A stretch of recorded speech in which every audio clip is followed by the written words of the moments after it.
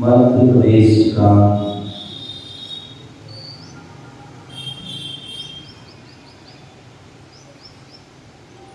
इंदौर नगर में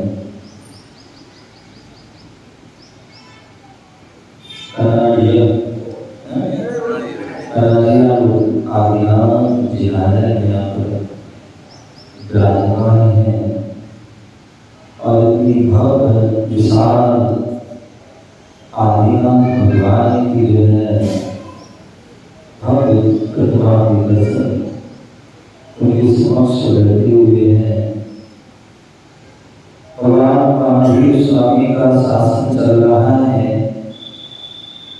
और भगवान महावीर की जो वाणी थी वही वाणी हमें जीवाणी के रूप में प्राप्त है, आगम के रूप में, शास्त्र के रूप में वह प्राप्त है। उसी जीवाणी का हम स्वागत कर रहे हैं।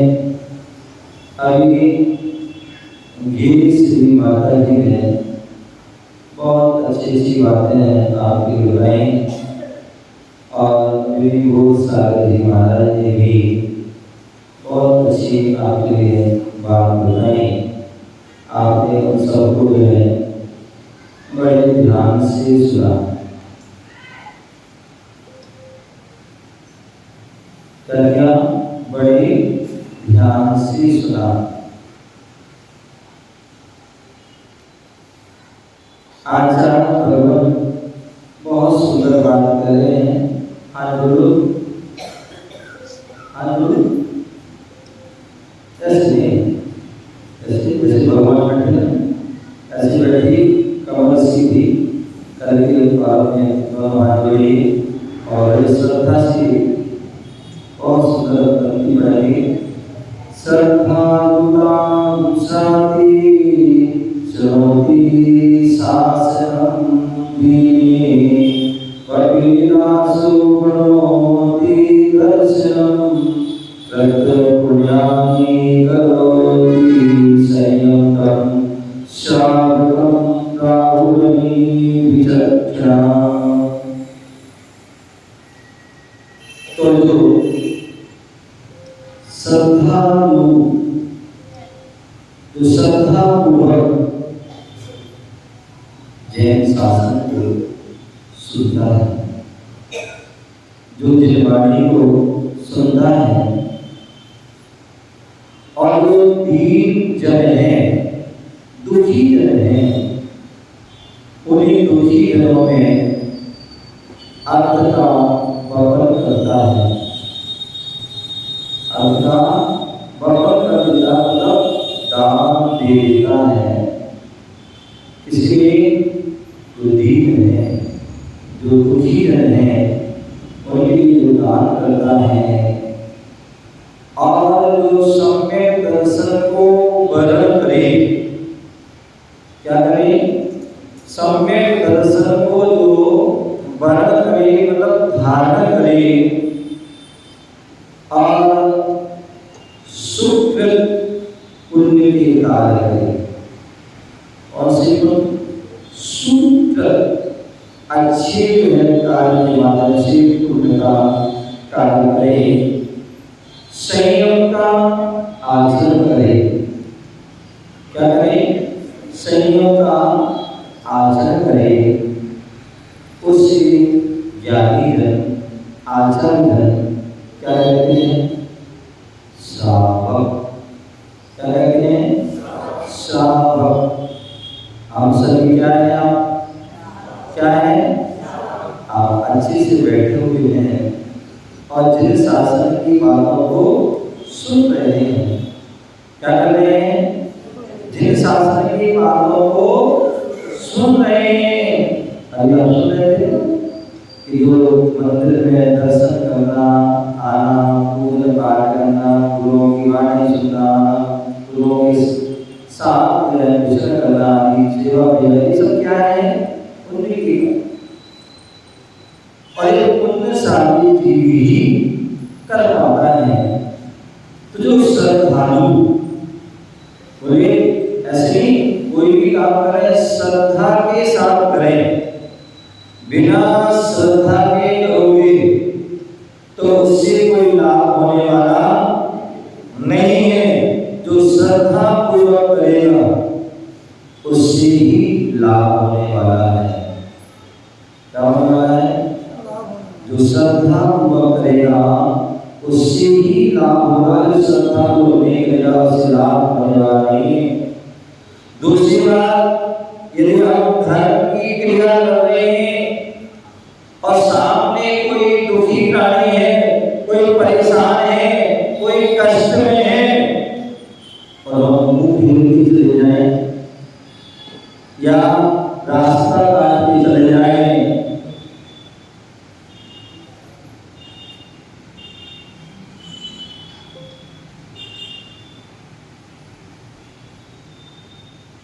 क्या हो रहा है? रास्ता काट के चले जाए, हमारे अंदर से दया की भावना, करुणा की भावना, हमारे अंदर से परोपकार की भावना, उसके दूर करने की भावना, उसके अंदर से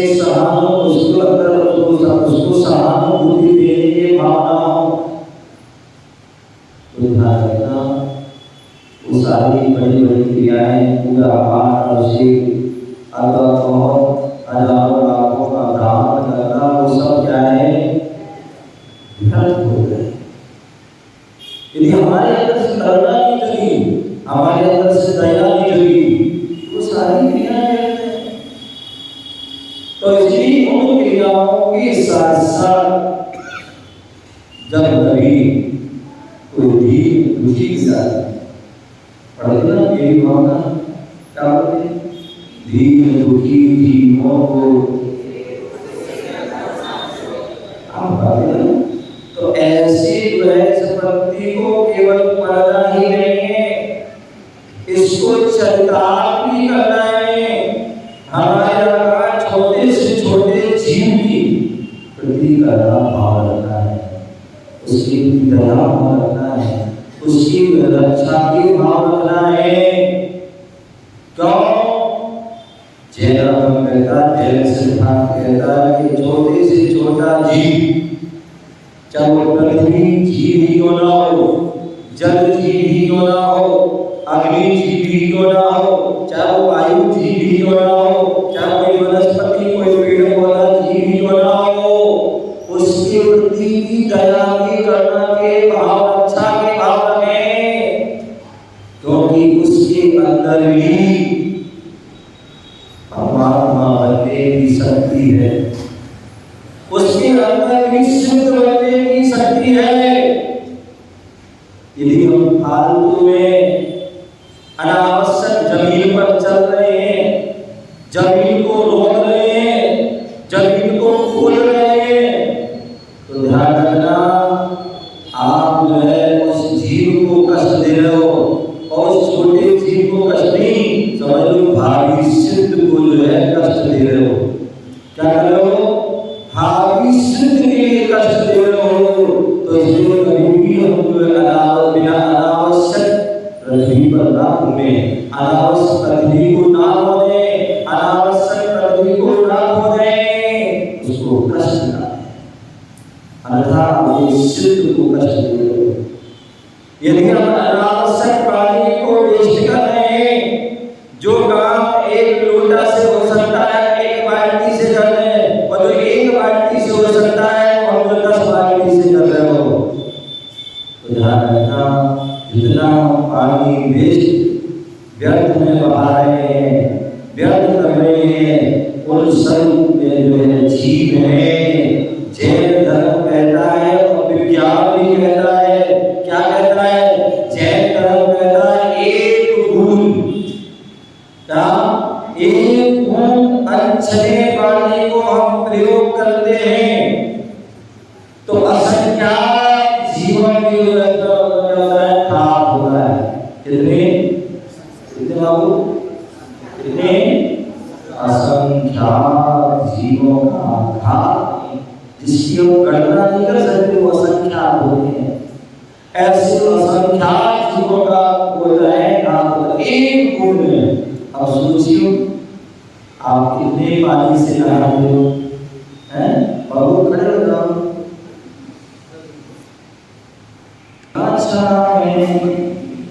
अभी वीर और वीर इसका पता है?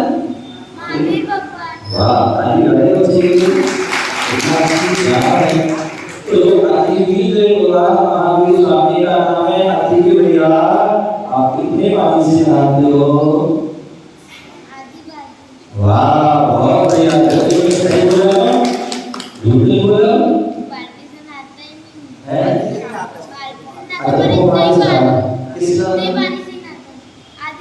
आगे से बहुत सोचिए इस बच्चे से हमें शिक्षा लेना चाहिए।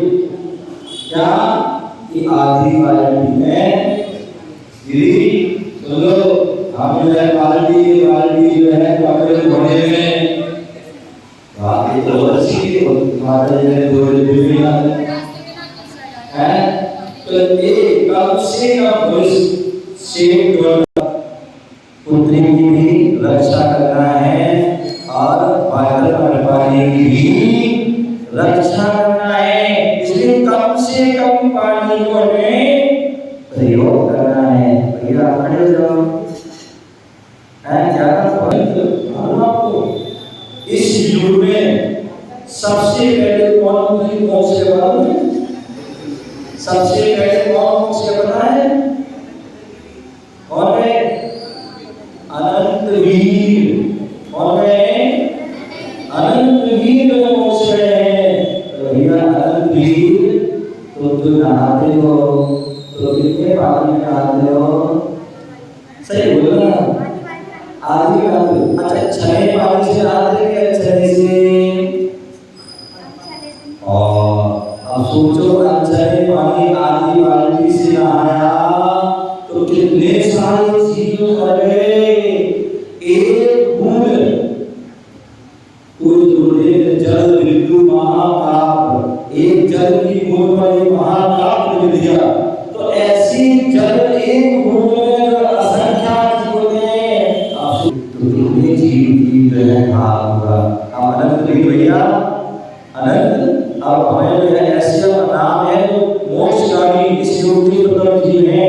तो ध्यान अनछले पानी का प्रयोग नहीं करना। जब भी नहाओ मम्मी से बोल देना हमें छना पानी दो। क्या दो? छना पानी दो। अथवा बॉयल होना चाहिए। उस बॉयल पानी से हम नहाते हैं, समझ लो सारे रोग बीमारी दूर हो जाती है। ठीक है ना? तो अनछले पानी का प्रयोग नहीं करना पड़ेगा। ठीक है ना? बहुत बढ़िया। बैठ तो मैं बोल रहा था कि जो हमारे चार हमारे विद्युत जल भी एक जीव है। यदि हम बहुत सारा पानी वेस्ट कर रहे हैं तो सोचो हमने कि अनंत जीव जो भावी सिद्ध बनने वाले हैं उन सबका हमने क्या कर दिया? घात कर दिया, कष्ट दे दिया उनको। तो सोचो कितना हमें पाप का अर्जन होगा। तो इसलिए हमें क्या करना है? क्या करना है? छने पानी से नहाना है। ठीक है ना? तो उस जल की भी हमें रक्षा करना है। उसी प्रकार तीसरी जो है, तीसरा जो है वो क्या है? जल, अग्नि। अग्नि माताओं आप लोग यहाँ पर बैठी हैं और हमें क्या करना है? बोले अग्नि भी जीव है। और आप दिन में कितने सारे जीव को मार देते। जब से गैस आया ना, जब से गैस आया आप क्या करते हैं? गैस की तो बचत करते हैं, बार बार बंद कर देते हैं, लेकिन बार बार लाइटर से कितने जीवों को मार देते हैं। जितने बार लाइटर जलाओगे उतने देर आपने अग्नि का जीवों को मार दिया। क्या कर दिया? उतने अग्नि का जीवों को मार दिया। आपने उतने सिद्धों का घात कर दिया। क्या कर दिया? उतने सिद्धों का घात कर दिया। इसलिए जो है हमें चाहिए कि हम कम से कम जो है लाइटर का प्रयोग करें। क्या? कम से कम जितना करना है एक बार में ही कर लो, जिससे कि जो अग्नि काय के जीवों की रक्षा। पहले के लोग कितने अच्छे होते थे, सिगड़ी जला ली। क्या एक बार होता था? एक बार चूल्हा जला लिया, एक बार दीप हुआ, उसके बाद जो है सारा उसी में ही क्या हो जाता था? पूरा खाना बन जाता। तो इसलिए हमें क्या करना है? हमें जो है छोटे से छोटे जीव, अग्नि का जीव आदि की रक्षा करना है। अन्यथा बहुत से लोग जो होते हैं, बच्चे होते कुछ होते हैं, खेल खेल में माचिस ले ली और क्या कर रहे हैं? बार बार उसको माचिस की जला रहे, बजा रहे। ये भी क्या हो रहा है? बहुत सारे जो है अग्नि का जीव की लागत, और उनके साथ साथ कितने सारे जीव लपेट में आ जाते हैं। सूक्ष्म जीवों की एक कितने जीवों की राधा हो जाती है। तो ऐसे अग्नि का जीवों से और उनके माध्यम से अन्य जीवों की राधा होते हैं, उससे भी हमें बचना है। और उसके बाद वायु का एक जीव है, उसकी भी रक्षा। अनावश्यक हम यहाँ वहाँ ना घूमें, अनावश्यक हाथ पैर आदि ना चलाएं, या वैसे तो हमें बिल्कुल भी जो है पंखा, कूलर, एसी आदि का उपयोग नहीं करना चाहिए। लेकिन यदि उसके ना होने से हमारे परिणाम आकुल व्याकुल हो, संक्लेश हो, तो उससे अच्छा है कि जितना आवश्यक हो, जितना आवश्यक हो उतना चलाना है। किसान ऐसा नहीं सोया चला लिया और भी चले गए, पंखा चल रहा है, लाइट चल रही है, कूलर चल रहा है, एसी चल रहा है, इतने सारे जीवों की वायु का जीवों की आराधना हो रही है और उसके साथ इतने सारे जीवों की भी आराधना हो रही है। आपने असंख्य अनंत जीवों की आराधना कर दी, समझो तुमने आपने भगवान को कष्ट दे दिया। तो इसलिए क्या करना है, या तो चलाए ना, और चलाए तो क्या करना है, तुरंत उसको क्या करना है, बंद कर दो। आवश्यकता है लाइट डालो, लेकिन जब आवश्यकता नहीं है बंद कर दो। ऐसा नहीं कोई गरीब छोड़ के आ गए हम, नहीं, क्या उसे हम अपना समझें और समझाते हैं तो बंद भी कर दें, अन्यथा अपनी भाई जीवों की क्या होंगे, विराधना होंगे। हम बुढ़िया खड़े हो जाओ, क्या नाम है, बच्चे भगवान है, भव्य है। अभी तो बीमारी सुन रही है, गुरुओं के दर्शन कर रहे हैं, अंदर आवाज होगी ना तो घर में सो रही होगी, क्या यदि आवाज होगी तो घर में सो रही होगी। तो भव्या आप जब भी मंदिर आते हो, ठीक है ना, पंखा चलाते हो, नहीं चलाते हो, कोई बात, जब जाते हो ना तो यदि कोई ना हो तो बंद कर देना, ठीक है ना। क्या जब कोई जा रहे कोई नहीं है मंदिर में तो लाइट पंखा क्या कर देना, बंद कर देना। क्यों, वही नहीं तुम सब लोग भी ध्यान रखना, अगर चलाने की तो आदत होती है आपको कि चला दिया और चला करके चले जाते हो, मंदिर का है, मंदिर का विधान है, पर अपना घर का होगा तो बंद कर देंगे। ध्यान रखिए, चाहे लाइट हो चाहे पंखा, लेकिन यदि जो है लेकिन जब नहीं प्रयोग करना है तो बंद कर दीजिए। बोले महाराज बहुत से लोग बैठे होते हैं, कोई बात उनसे पूछ लो, आप पूजा कर रहे हो, आप बैठो या जा रहे हो क्या बैठे तो भैया पंखा बंद कर देना, लाइट बंद बोल के आना, तो आप अपने कर्तव्य से फ्री हो जाओगे। अगर चालू को आपने किया और बंद किया तो चले गए, अब दूसरा व्यक्ति फ्री बैठा है वो हवा ले रहा है, लेकिन वो कहेगा हम भी चलते, हमने कौन सा चालू किया था, तो नहीं।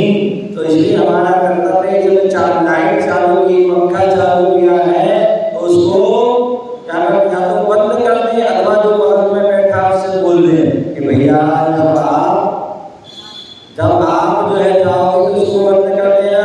अब उसका उस व्यक्ति का कर्तव्य वो जा रहा है, उसके पास कोई बैठा है तो क्या करें, वो भी उसको एक लिंक जो है बना के जाए जिससे जो है वो उस पाप से बच जाए। ऐसा ना हो कि कई बार होते हैं व्यक्ति घर में पंखा चलाए और नल चालू चल कर दिया और मालूम पड़ा उसी समय लाइट चली गई, पंखा चलेगा और आप छोड़ दिया वैसे और मालूम चला नहीं, बाहर घूमने 2-3 दिन भी चले गए तो क्या होगा, तो 2-3 दिन तक वो पूरी बिना लाइट पंखा आदि सब जो है चलते रहेंगे और पानी भी बहता रहेगा, इसका सबका दोष आपको लगेगा। तो इसलिए ध्यान करना है कि जब भी ऐसा होता है घर आदि में तो पूरा बंद कर दिया है। अथवा कभी लोग मंदिर में जाते हैं, धर्मशाला में जाते हैं, कोई तीर्थ क्षेत्र में जाते हैं, तब भी ऐसा करें, अंदर में खुला होता है तो उसे सारा वेस्ट होता है। तो जल की रक्षा करें और बिजली की रक्षा करें, वायु में पंखा आदि जो है उनकी जो है वेस्ट ना हो।